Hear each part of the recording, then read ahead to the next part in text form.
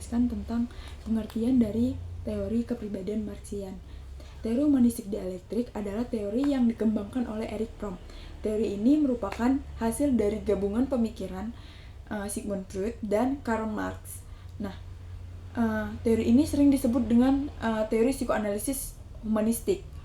Tapi Fromm menamainya dengan teori kepribadian Marxian karena Fromm lebih menekankan kepada perjuangan manusia untuk meraih kebebasan dan pentingnya hubungan dengan orang lain.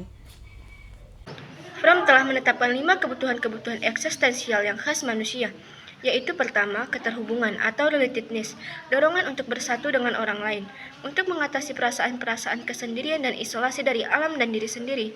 Manusia perlu mencintai dan memperhatikan orang-orang lain. Cinta ialah kesatuan dengan seseorang atau sesuatu di luar diri. Manusia terpisah dari kesatuan asalnya dengan alam.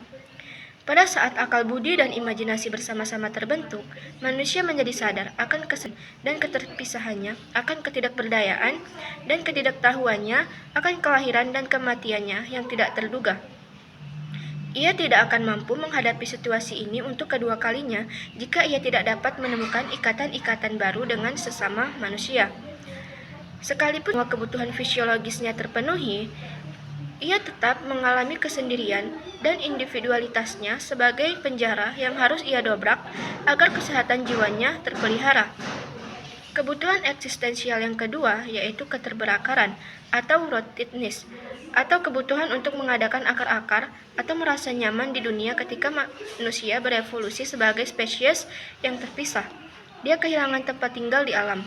Pada saat manusia lahir, dia direnggut dari kehidupan dalam kandungan yang aman. Pada akhir masa kanak-kanak, dia direnggut dari asuhan ibu yang aman. Pada masa dewasa, dia menghadapi kemungkinan akan direnggut dari kehidupan itu sendiri karena ia menghadapi kematian. Dengan demikian, sepanjang hidupnya manusia membutuhkan akar-akar, perasaan akan stabilitas, keabadian, dan keamanan yang serupa dialaminya dalam kandungan ibu dan anak. Kebutuhan eksistensial ketiga adalah kebutuhan akan transendensi, yaitu dorongan untuk mengatasi ciptaan. Eksistensi yang aksidental dan pasif dengan menjadikan diri sebagai pencipta, karena individu menyadari dirinya dan dunianya, maka dia sesekali mengakui bahwa alam semesta yang luas betapa menyeramkan dan menakutkan. Dengan demikian, ia bisa dengan mudah dikalahkan karena ia sendiri sadar akan ketidakberdayaan dan kelemahannya.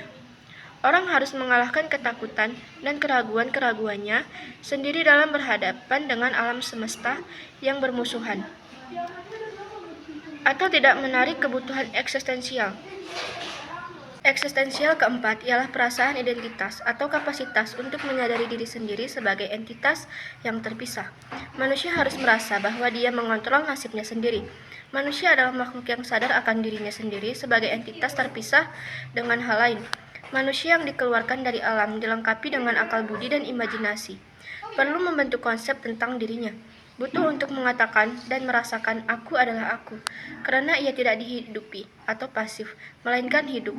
Karena ia telah kehilangan kesatuan aslinya dengan alam, maka ia harus membuat keputusan-keputusan sadar akan dirinya, sadar akan sesamanya sebagai pribadi-pribadi lain, dan sadar akan lingkungannya. Kebutuhan eksistensial kelima ialah kebutuhan angka kerangka orientasi atau frame of orientation. Karena kita terlepas dari alam, kita sebagai manusia membutuhkan peta jalan, suatu kerangka orientasi untuk melapangkan jalan manusia di seluruh dunia. Tanpa peta semacam itu, manusia akan kebingungan dan tidak dapat bertindak dengan penuh arti dan konsisten suatu kerangka orientasi. Kerangka orientasi memungkinkan manusia mengatur bermacam-macam stimulus yang menimpanya. Di sini saya akan menjelaskan tentang tipologi sosial. Nah, tipologi sosial ini terbagi menjadi dua bagian. Yang pertama itu ada karakter sosial.